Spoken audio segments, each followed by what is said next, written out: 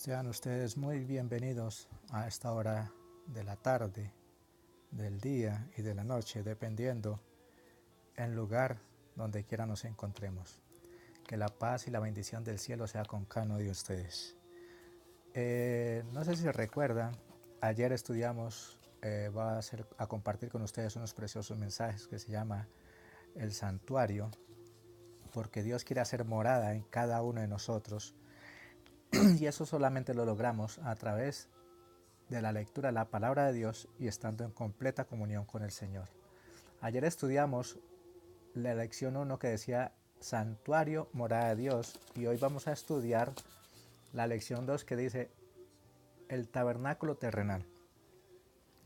Sean todos muy bienvenidos y espero que tengan sus Biblias en sus manos o al menos que tengan lápiz y papel para que tomen atenta nota, para que no se queden solamente con lo que este servidor dice, sino que nos acostumbremos a escudriñar la palabra, porque es de la única manera que no seremos engañados si estudiamos nuestras Biblias, que es el manual para cada uno de nosotros.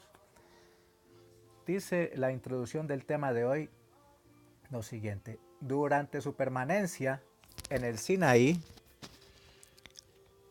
Israel recibió lecciones preciosas. Fue un periodo especial para cuando heredasen la tierra de Canaán.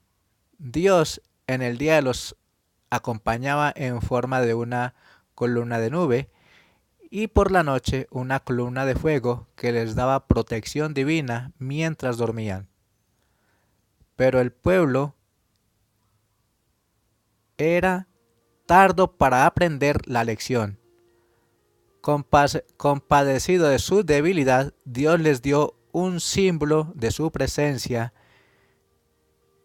que lo encontramos en Éxodo 25:8, que dice así: y me harán un santuario, dijo, para que yo habite en medio de ellos. Dios siempre se ha preocupado por estar en medio de su creación, en medio de sus criaturas, en medio de cada uno de nosotros, porque sabe que sin Él nada podemos hacer. El modelo del tabernáculo dice lo siguiente: ¿dónde recibió Moisés el modelo para construir el tabernáculo? Lo encontramos en la palabra de Dios en Éxodo 25:40, que dice lo siguiente. Les invito a abrir sus Biblias o al menos tomen atenta nota para que vayamos explorando lo que Dios ha hecho con cada uno de nosotros. Dice: y mira, hazlos conforme a su modelo que te ha sido mostrado en el monte. O sea, ¿dónde mostró Dios el modelo? En el monte Sinaí. Segunda pregunta: ¿de qué era una representación del tabernáculo? Lo encontramos en el libro de Hebreos, capítulo 8, versículos 2 y 5. Ahora vamos al Nuevo Testamento, ya a los finales del libro de la Biblia. Hebreos 8, 2 y 3. Perdón, 8, 2 y 5 dice así: ministro del santuario y del verdadero tabernáculo que el Señor levantó y no el hombre. Y el versículo 5 dice: los cuales sirven de ejemplo y sombra de las cosas celestiales, como fue advertido por Dios a Moisés cuando estaba por comenzar el tabernáculo. Mira, dice, haz todas las cosas conforme al modelo que te ha sido mostrado en el monte. Y la pregunta que yo me haría a esta hora es: ¿y no será que así como Dios dijo que así como en el cielo se le ha revelado a Moisés que hiciera las cosas como fiel reflejo de las cosas celestiales, y en la palabra de Dios Cristo Jesús dice: haced como yo he hecho porque ejemplos he dado? Por eso es tan importante entender la doctrina del santuario, la cual solamente la tiene la Iglesia Adventista del Séptimo Día. Yo no me avergüenzo de llamarme adventista del séptimo día, porque dice la mensajera del Señor que deberá sentirme orgulloso, no vanidoso, pero sí orgulloso de decir que soy adventista del séptimo día, porque Dios ha levantado un pueblo profético, con un mensaje profético, con un llamado profético, y ese es el mensaje de los tres ángeles. Pero desgraciadamente no hemos aceptado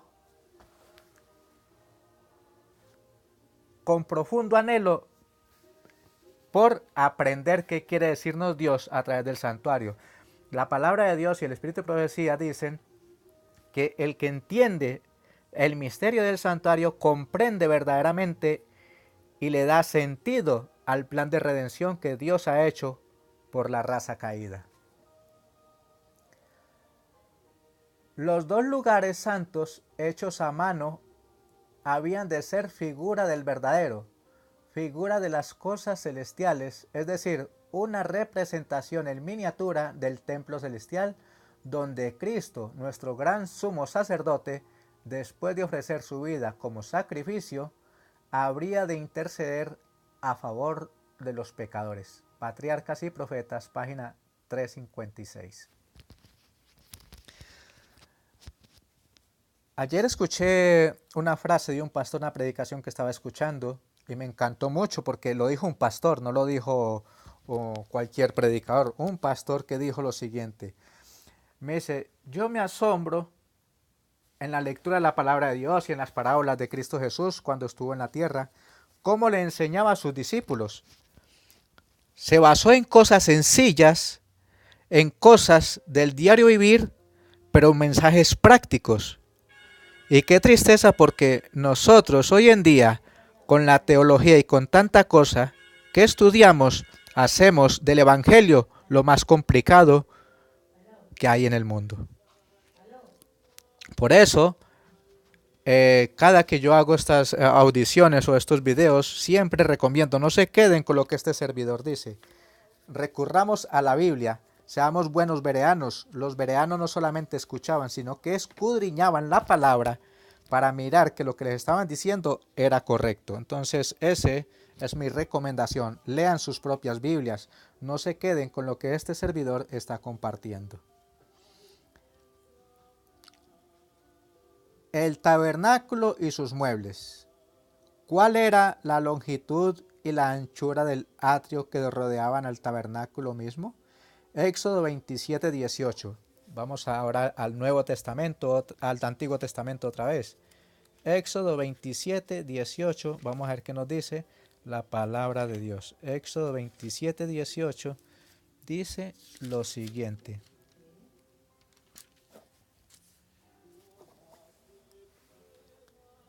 La longitud del atrio será de 100 codos y la anchura 50 por un lado y 50 por el otro, y la altura de 5 codos, sus cortinas de lino torcido y sus bases de bronce. Un codo común medía aproximadamente 45 centímetros, pero el codo sagrado o real usado en el tabernáculo medía 50,6 centímetros, de modo que el atrio del tabernáculo medía unos 30 metros por 60 metros. ¿Cuánto medía el tabernáculo? Un estudio cuidadoso de las tablas y cortinas indicadas para la construcción del tabernáculo lo encontramos en Éxodo 25 al 27. Eso ya son 2 capítulos completos que ya le tocaría a cada uno de ustedes a estudiar en profundidad en oración para que puedan entender y comprender lo que allí nos revela la palabra de Dios. En Éxodo 25 al 27 demuestran que el tabernáculo mismo medía 10 codos de ancho por 30 de largo. De acuerdo con este estudio, podemos deducir que el santuario tenía 3 partes. El primero, el atrio, y el tabernáculo, que estaba dividido en 2 partes, lugar santo y lugar santísimo. Eso lo encontramos en Éxodo 27, 18 y 26 al 33.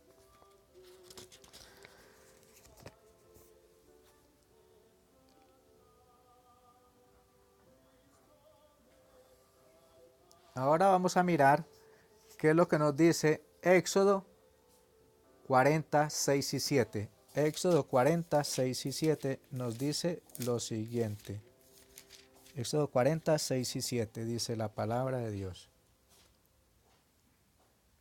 Después pondrás el altar del holocausto delante de la puerta del tabernáculo delante del tabernáculo de la congregación. Luego pondrás la fuente entre el tabernáculo de la congregación y el altar, y pondrán agua en ella. Ya empieza a especificar los muebles que hay en cada sitio. Entonces, ¿qué mueble había en el atrio? El altar de sacrificio y el lavacro. ¿Qué muebles había en el lugar santo? Lo vamos a encontrar en Éxodo 40, 4 al 5. Y meterás la mesa y la pondrás en orden. Meterás también el candelero y encenderás sus lámparas. Y pondrás el altar de oro para incienso delante del arca del testimonio, y pondrás la cortina delante de la puerta del tabernáculo. Ahorita entramos a explicar lo que quieren significar estos muebles, los símbolos de estos artículos. ¿Qué mueble había en el lugar santísimo? Eso lo encontramos en Éxodo 26, 33 y 34. Ahora volvámonos más atrás. Éxodo 26, 33 y 34.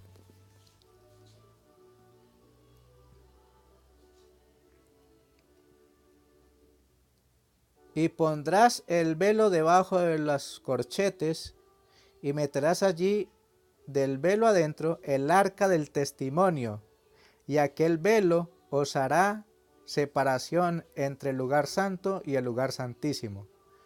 Y pondrás el propiciatorio sobre el arca del testimonio en el lugar santísimo. Cada mueble y accesorio del santuario eran llenos de significado por la parte que desempeñaban en el servicio del santuario. Representaban algún aspecto de la obra redentora de Cristo Jesús. Vamos a empezar con el altar de sacrificio. Representaba la obra de Cristo Jesús al dar su vida por cada uno de nosotros. Cuando Juan decía, este es el Cordero de Dios que quita el pecado del mundo, estaba diciendo, aquí está lo que representaba el atrio, o sea, el altar del sacrificio. Cristo Jesús dando la vida y dando cumplimiento a esta profecía. Luego encontramos el lavacro, que significa el bautismo, o sea, la limpieza de nuestros pecados. Allí los sacerdotes y el sumo sacerdote tenían que lavarse los pies y las manos para poder engrosar a los departamentos santo y santísimo. Luego encontramos el pan, que significa que todo verdadero cristiano, para vivir una vida santificada y estar en concordancia con la voluntad de Dios, tiene que alimentarse de la palabra de Dios. Cristo, dice el Espíritu de Profecía, es el maná que descendió del cielo. Entonces aquí se está cumpliendo otra profecía. Él dijo en sus tiempos, yo soy el pan de vida. Está el candelabro, que es el simbolismo de Cristo Jesús también. Yo soy la luz del mundo. Todo esto es lo que Cristo hace por cada uno de nosotros. La salvación es 100% de nuestro Dios, dado por gracia a cada uno de nosotros, y somos llamados a ser justificados por fe en Cristo Jesús. Nuestro deber, mi deber, es aceptar que Cristo Jesús es mi Salvador, mi Redentor, mi sustituto, porque la vida perfecta que exige la santa ley de Dios, yo no la puedo vivir separado de Cristo. Pero cuando yo acepto a Cristo Jesús como mi Salvador personal, Cristo intercede por mí ante el Padre y esa justicia de su vida santa, perfecta, me es imputada a mí. Pero yo tengo que aceptar a hacer la voluntad de Dios. No olvidemos que cuando habla el lugar santísimo del propiciatorio, está hablando donde nuestro Padre Celestial se revela en gloria ante el Hijo. Y allí es donde Cristo Jesús intercede por cada uno de nosotros. Nosotros acudimos a Él pidiendo, humillados en oración, pidiendo fortaleza y gracia para alcanzar fortaleza para el oportuno socorro. Y entonces Dios, nuestro gran Redentor, intercede ante la gloria del Padre para impedir la bendición por cada uno de nosotros. También es cierto que el candelabro representa la obra del Espíritu Santo, porque la obra del Espíritu Santo es darnos claridad de pensamiento, la oportunidad de discernir las cosas espirituales espiritualmente. Por eso Cristo, antes de marcharse en el Evangelio de San Juan, capítulo 16, dice: os enviaré al Consolador, y Él os convencerá de pecado, de justicia y de juicio. Pero mis apreciados hermanos y hermanas y amigos, este es un precioso ministerio y es un precioso mensaje para cada uno de nosotros, pero tenemos que acudir a la Biblia, no dejarnos o no quedarnos con lo que escuchamos. Por favor, en el nombre del Señor, lean sus Biblias. Si tú tienes Biblia, léela. En oración, pide al Señor en oración que le ayude a entender y comprender lo que allí está escrito. Porque una Biblia, muchos tienen Biblias en casa, pero las tienen como un lujo. La Biblia no es un lujo. La Biblia es nuestro manual, nuestra guía espiritual para alcanzar la victoria sobre el pecado. Y eso solamente lo podemos lograr estando en comunión con nuestro gran Dios, nuestro Señor Jesucristo, porque Él ya venció, para que tú también venzas en su nombre. La Biblia, como un lujo en la casa, es como cuando tú tienes una tele y no la enciendes. Se ve muy bonita y todo eso, espectacular, pero si no la enciendes, no sabes lo que ese aparato puede hacer. Nosotros somos criaturas de Dios, con una mente inteligente, con libre albedrío, pero si no conocemos qué es verdad y qué es error, entonces ahí es donde estamos tropezando. Cristo Jesús quiere morar en tu mente, en tu corazón. Permítele, como dice la palabra de Dios en Apocalipsis 3:20, yo estoy a la puerta y llamo, si alguien oye mi voz, entraré a él, cenaré con él y él conmigo. Que este mensaje de esta hora de la tarde, esta hora de la noche, sea de gran bendición para cada uno de ustedes. Y en el nombre del Señor, les pido por favor, lean sus Biblias y tengan atenta nota de los textos que les he relatado y lean en oración la palabra de Dios y ten por seguro que Dios te ayudará a entender lo que Él dice en su palabra. Un fuerte abrazo, que el Señor les bendiga ricamente y que tengan un buen día o una buena tarde o buena noche, dependiendo del lugar donde se encuentren. Un fuerte abrazo y que el Señor les bendiga ricamente.